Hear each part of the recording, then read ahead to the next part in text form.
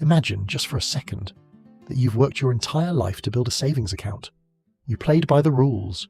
You didn't buy the Ferrari. You bought the sensible sedan.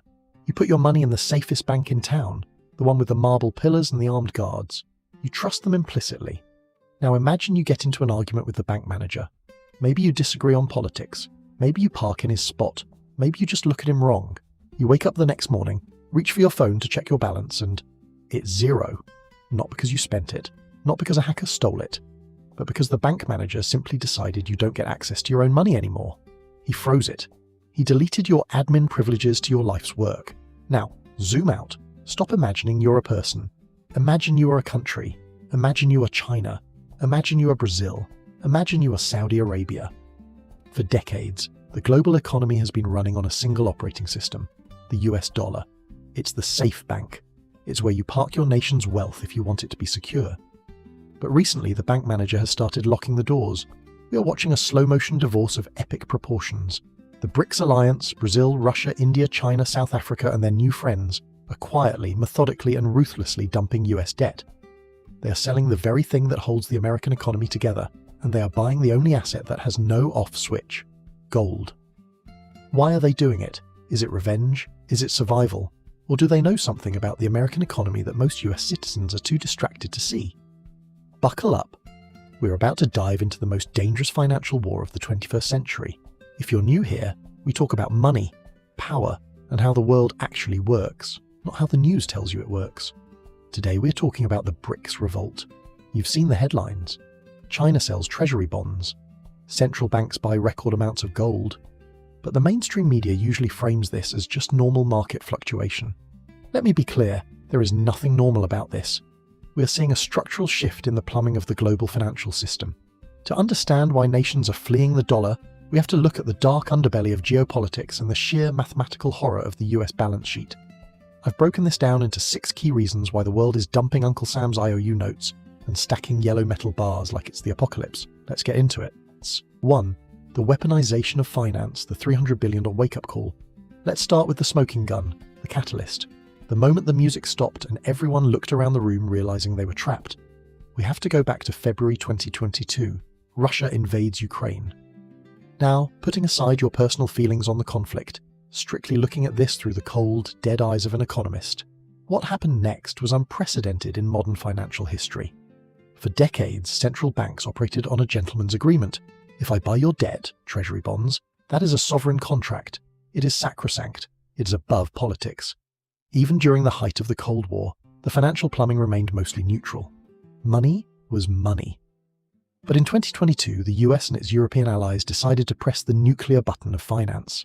Within days of the invasion, the G7 nations froze roughly $300 billion of Russia's central bank reserves. Let that number sink in.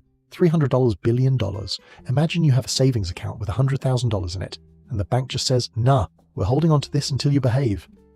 Now, the US viewed this as a necessary sanction to stop a war machine. But how do you think that looked to Beijing? How did that look to Riyadh? How did that look to New Delhi? If you are Xi Jinping sitting in the Great Hall of the People, you are looking at your own balance sheet. China holds over $700 billion in US treasuries. You're watching Russia get their wallet confiscated, and you have a sudden, terrifying realization. That money isn't mine. It's just a digital entry on a server in New York. And if I make a move on Taiwan, or if I disagree with American trade policy, my $700 billion can vanish in a nanosecond. This is what we call counterparty risk. Usually, when we talk about risk in bonds, we talk about credit risk, the risk that the borrower won't have the money to pay you back. But US treasuries were always considered risk-free because the US can just print the money to pay you. But suddenly, a new risk appeared: political risk. The risk that the US has the money, but simply refuses to give it to you. This shattered the illusion of the neutral dollar. The dollar stopped being a global public good and started looking like a geopolitical leash. Visual direction. Show a map of the world with the BRICS nations highlighted in red. Show arrows representing money flowing out of the US and into gold vaults. Think about it like this. You're at a poker game. The house, the US, supplies the chips, the dollar. But the house also announces, by the way, if you win too much or if you play a card we don't like, we're keeping your chips. Would you keep playing with those chips? Or would you start looking for a different currency to gamble with? This is why we're seeing a massive de-dollarization narrative coming out of the BRICS summit. It's not because they hate America, though some of them definitely do. It's because purely from a risk management perspective, holding your national savings in the currency of your potential adversary is financial suicide. The weaponization of the dollar was the starting gun. It turned US debt from a pristine asset into a potential trap. And what is the opposite of a trap? Gold. Gold cannot be frozen. Gold cannot be hacked. If you hold the physical bars in a vault in Shanghai or Moscow, the US Treasury Secretary cannot call you up and turn them off. It is the only financial asset that is not simultaneously someone else's liability. But fear of sanctions is only the emotional trigger. The second reason is much colder. It's purely mathematical. And honestly, it's much scarier. 2. The US debt spiral. The math doesn't lie. While the geopolitics are spicy, let's talk about the boring stuff that keeps central bankers awake at night. Let's talk about the US balance sheet. As I'm recording this, the United States national debt is north of $35 trillion. Now, big numbers make our eyes glaze over. Human brains aren't wired to understand a trillion. So let me break this down into terms that actually make sense. If you spent $1 million every single day since the day Jesus was born, you still wouldn't have spent $1 trillion. You wouldn't even be close. You'd have to do that for another 2,000 years to hit 1 trillion. The US is $35 trillion in the hole. For a long time, the world tolerated this. Why? Because the US economy was the biggest, the strongest, and the most dynamic engine on Earth. It was the cleanest shirt in the dirty laundry basket. Investing in US debt, treasuries, was considered the safest investment in the history of mankind. But look at the trend lines. In the last few years, the US fiscal situation has gone from worrying to catastrophic. We are running deficit spending like a drunken sailor who stole a credit card. We are adding $1 trillion to the debt every 100 days. Let me repeat that. Every 100 days. Hey, quick pause. If you're enjoying this breakdown of the impending financial doom, do me a favor and hit the subscribe button. It helps the algorithm find other people who need to prepare for the shift. Plus, it's free, unlike the US debt. Back to the horror show. BRICS nations are looking at this data. They employ some of the smartest mathematicians and economists in the world, and they are seeing a phenomenon known as the debt spiral. Here is the nightmare scenario. The US borrowed heavily when interest rates were near zero. It was basically free money. But then, inflation hit. We'll get to that. And the Federal Reserve had to jack up interest rates. Suddenly, the interest on that $35 trillion isn't cheap anymore. In 2024, the US government will spend more on interest payments alone than it spends on the entire national defense budget. Think about that. We are spending more to pay the minimum monthly balance on our credit card than we are spending on the Army, Navy, Air Force, Marines, and Space Force combined. If you are a foreign creditor, let's say you're Brazil, and you're holding a US Treasury bond, you're essentially lending money to the US government. You look at this borrower. Their debt is exponential. Their political system is gridlocked. They are printing money to pay off old debts. Would you lend money to a guy like that? The BRICS nations are realizing that the US has no way out of this trap mathematically without devaluing the currency. The only way the US pays off $35 trillion is by printing $35 trillion new dollars, which makes every dollar worth less. So, why would China or India want to hold an asset, US bonds, that is guaranteed to lose purchasing power over the next decade? They wouldn't. They are looking for a store of value that cannot be diluted by a politician with a money printer. Enter gold again. In 2023 and 2024, central bank gold buying hit levels we haven't seen since the 1960s. The People's Bank of China has been adding to its gold reserves for 18+ consecutive months. They are taking their trade surpluses, money they earn from selling you iPhones and solar panels, and instead of recycling that money back into US debt, which was the old system, they are buying hard assets. They are effectively saying, we don't trust your promise to pay anymore, we want the metal. This is a vote of no confidence in the US Treasury market, and it's creating a supply-demand imbalance that could rock the global economy. But it gets worse, because it's not just about safety, it's about energy. 3. The death of the petrodollar, energy independence. To understand the true power of the US dollar, you have to understand a secret deal made in the 1970s. It's called the petrodollar system. Here's the short version. In the 1970s, the US went off the gold standard. The dollar was backed by nothing but trust. To ensure the world had to use dollars, the US struck a deal with Saudi Arabia. The deal was simple. 1. The US provides military protection and weapons to the Saudi kingdom. 2. In exchange, the Saudis agreed to price all their oil sales exclusively in US dollars. This was genius, because every country on Earth needs oil, and if you need oil, you need dollars to buy it. This created a permanent artificial demand for US currency. It forced France, Japan, China, and Brazil to hoard dollars just so they could keep the lights on. It was the ultimate cheat code for the American economy. It meant we could print money, and the world would absorb it because they needed it for energy. But recently, that deal has started to rot. In January 2023, the Saudi finance minister explicitly said the kingdom is open to trading in currencies other than the dollar. This was a polite diplomatic way of saying, the marriage is over. Why? Because the US isn't the Saudis' best customer anymore. China is. China is the world's largest importer of oil. So imagine the conversation between Riyadh and Beijing. China says, look, I buy your oil. You buy my manufactured goods. Why are we converting my yuan into dollars? To pay you, so you can convert those dollars back into yuan to buy my stuff. The US takes a cut on every transaction, and they sanction us both when they feel like it. Why don't I just pay you in yuan? This is exactly what is happening. We are seeing the rise of the Petro-yuan. The BRICS alliance is essentially an energy alliance. It includes Russia, massive energy producer; Saudi Arabia, new member, massive energy producer; Iran, new member, massive energy producer; UAE, new member, massive energy producer; China and India, massive energy consumers. They have the producers and the consumers inside the same club. They don't need the US dollar to mediate their trade anymore. If the world stops needing dollars to buy oil, the demand for dollars collapses. If the demand collapses, all those dollars currently circulating overseas come flooding back home to the US. And when trillions of dollars flood back home, you get hyperinflation that makes 2022 look like a picnic. The BRICS nations know this. They are intentionally dismantling the petrodollar infrastructure brick by brick. They aren't doing it loudly. They aren't declaring war. They are just signing bilateral trade deals.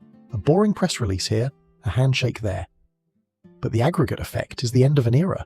The exorbitant privilege of the United States is being revoked. But wait, you might be thinking, okay, but how do they actually move? The money? The US controls the banking wires. That brings us to the most tech-savvy part of their plan. They aren't just changing the currency, they are building a whole new internet of money. 4. The kill switch. Escape, killing SWIFT. If you want to understand how the US really controls the world, you don't look at the aircraft carriers, you look at the fiber optic cables, you look at SWIFT. For decades, SWIFT, Society for Worldwide Interbank Financial Telecommunication, has been the nervous system of global money. Think of it like the WhatsApp for banks. If the Bank of China wants to send money to a bank in Germany, they don't actually mail cash. They send a secure message via SWIFT saying, hey, credit this account. Technically, SWIFT is neutral. It's based in Belgium. It's supposed to be Switzerland for bank data, but in reality, the US has a master key. We saw this in 2012 with Iran. We saw it in 2022 with Russia. When the US decides to kick a country off SWIFT, it's not just an inconvenience, it is financial excommunication.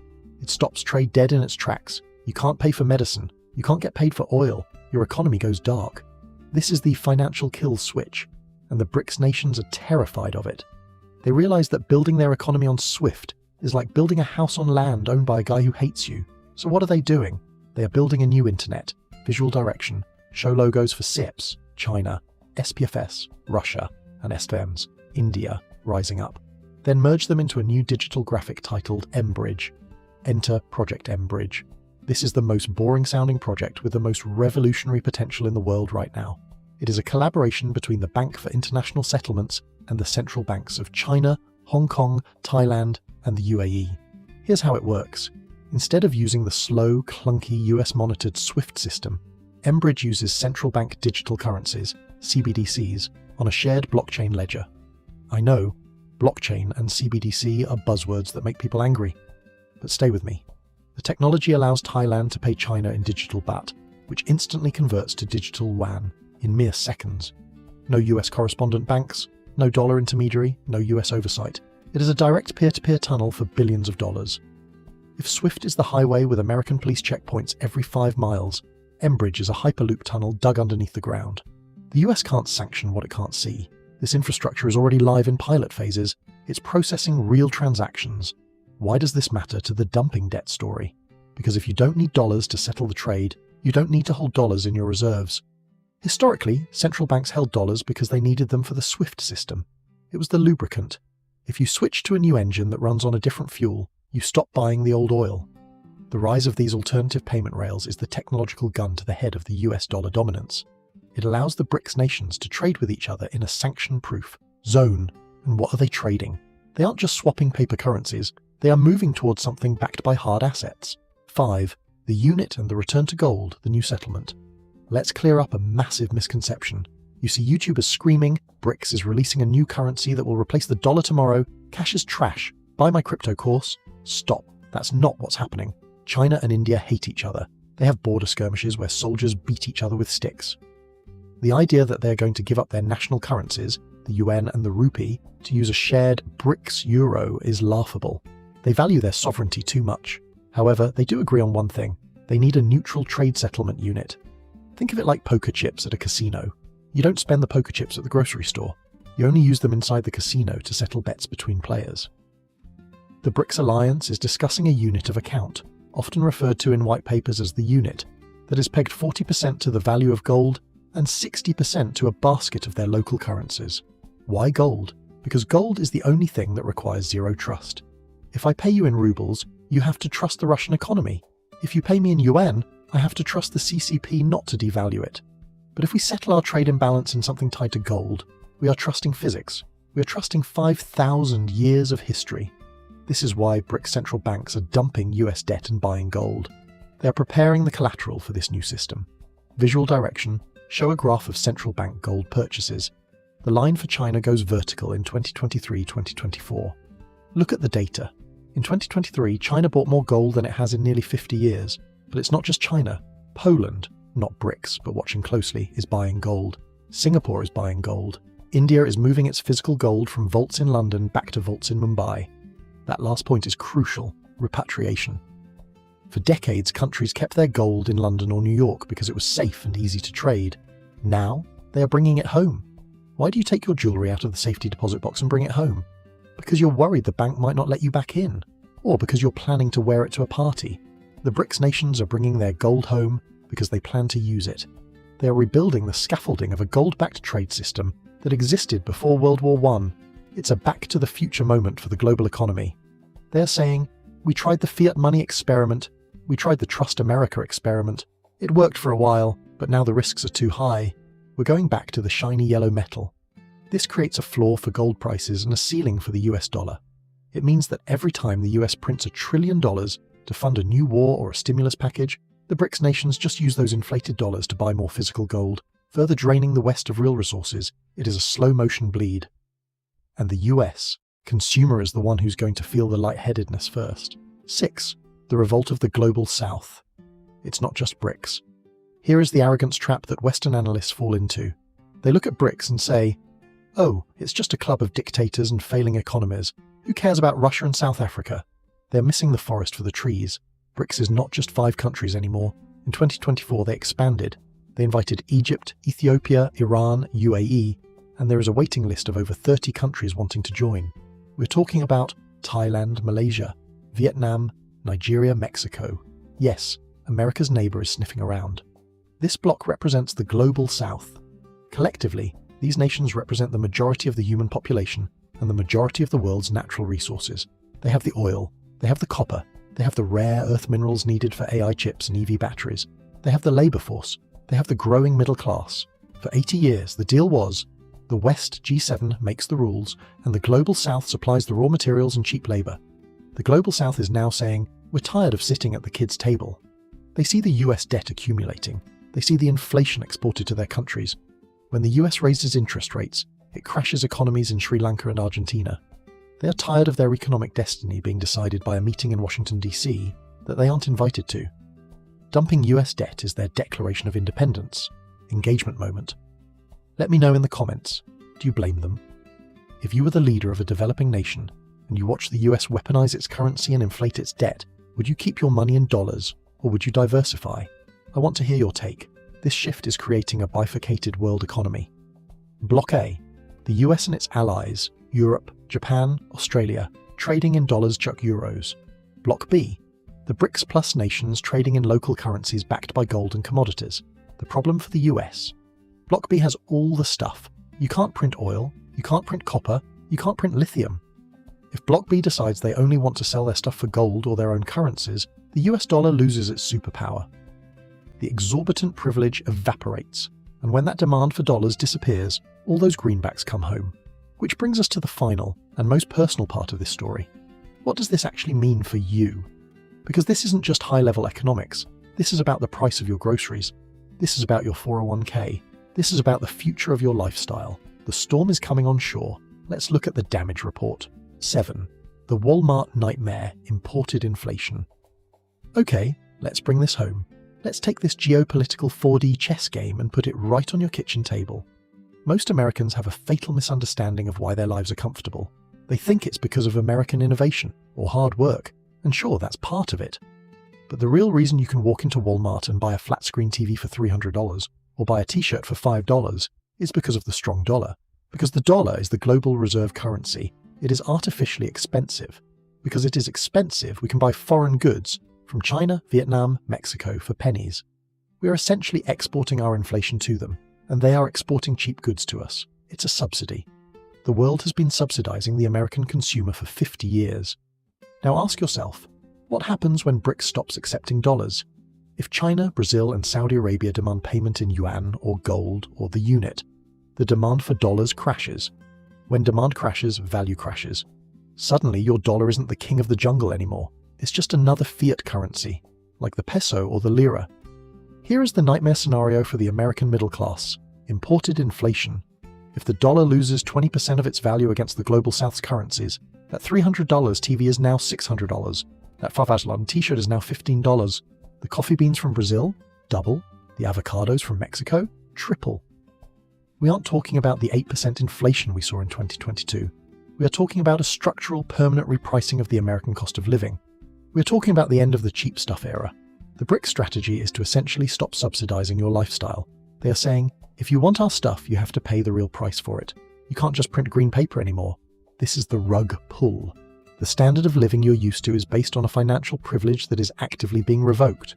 8. The interest rate trap. Why your mortgage is never going down. But wait, I hear you say. The Fed will just lower interest rates to save us. This is the second lie. Remember in part 1 when we talked about the debt spiral? How the US needs to sell debt to fund its existence? Well, for decades, the biggest buyers of that debt were foreign central banks: China, Japan, Saudi Arabia. They bought our treasuries, which kept our interest rates low. BRICS is now selling. If the Chinese aren't buying our debt and the Saudis aren't buying our debt, who is? The US government has to find new buyers. And how do you convince someone to buy debt from a broke government? You have to pay them more. You have to offer higher interest rates. This means that structurally, interest rates cannot go back to zero. They might not even be able to go back to 3%. If the 10-year Treasury yield stays high because foreign demand has dried up, that means 1. Mortgage rates stay high. Good luck buying a house. 2. Car loans stay high. 3. Credit card APRs stay high. 4. Business loans stay expensive, which causes layoffs. The pivot everyone is waiting for? It might be a fantasy. The BRICS nations are effectively forcing the US Federal Reserve into a corner. Either the Fed prints money to buy its own debt, hyperinflation, or they let rates rise to attract buyers, economic depression. It is a checkmate move, and they know it. 9. The Great Wealth Transfer, what you must do. I'm not telling you this to scare you, okay? Maybe a little. Fear is a great motivator. I'm telling you this because there is a massive difference between panicking and preparing. History is filled with empires that lost their reserve currency status. The Dutch guilder, the British pound. It's not the end of the world. The UK is still there, but it was the end of their era of dominance. The people who held their wealth in the old currency got crushed. The people who owned hard assets survived. The BRICS nations are giving you the cheat sheet. Watch what they do, not what they say. They are selling paper, they are buying gold, they are selling promises, they are buying energy, they are selling financialization, they are buying infrastructure. If the biggest nations on earth are dumping the dollar to buy real things, why are you keeping 100% of your net worth in dollars? Here is the playbook for the bifurcated economy. Get real. You need exposure to assets that the government cannot print. Gold and silver are the obvious choices. They are the antidote to sovereign debt defaults. Energy and commodities. If the global south controls the commodities, invest in the companies that produce them. Oil, copper, uranium, agriculture. Bitcoin, the wild card. I can't talk about de-dollarization without mentioning the orange coin. It is the only asset that is more portable than gold and more scarce than dollars. It is the exit valve for the digital age. Self-reliance. If imported goods are about to triple in price, the most valuable asset is your ability to produce things yourself. Skills. local food, community. The era of passive wealth, where you just put money in a 60-40 portfolio and wait, is ending. We are entering the era of active defense. Final thoughts: the new Roman Empire. We are living through history. Decades from now, historians will look back at the 2020s as the moment the tectonic plates shifted. They will write books about how the weaponization of the dollar in 2022 accelerated the rise of the BRICS alliance. They will write about how the US squandered its exorbitant privilege on endless wars and reckless spending. They will write about how the East built a new gold standard, while the West argued about pronouns and printed trillions. But you don't have to wait for the history books. You're watching it happen in real time. The BRICS alliance isn't dumping US debt because they are evil villains. They are doing it because it's the rational move in an irrational world. They are securing their lifeboats. The question is, are you securing yours? Don't be the guy holding the bag of worthless IOUs when the music stops. Be the one who saw the shift coming. I'll see you in the next one.